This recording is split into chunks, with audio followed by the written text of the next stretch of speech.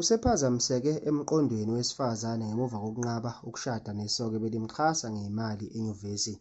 Sekusabalele udaba ey'nkundleni zokuxhumana lapho kubikwa khona ukuthi owesifazane ubhekene nenkinga yengqondo okungazelelwe ngemuva nje okwenqaba isicelo somshado sowesilisa owayemxhasa ngezimali zokufunda enyuvesi.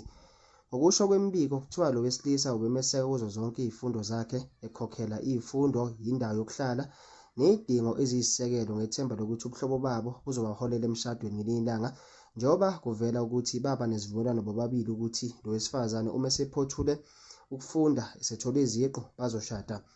Abantu-ke ey'nkundleni zokuxhumana bathi le ntokazi ibe nephutha elikhulu ngokuchitha isiphakamiso salo mlisa ngemuva kokuphothula iziqu. Akukacaci kahle ukuthi isoka lakhe linaso yini isandla ekuphazamisekeni kwakhe kwengqondo, kodwa udaba lusaqhubeka nokusabalala njengoba abantu benemibono eyahlukene ngalo. Sifuna ukwazi ukuthi ngabe kuthini kwakho ukuphawula ngalolu daba.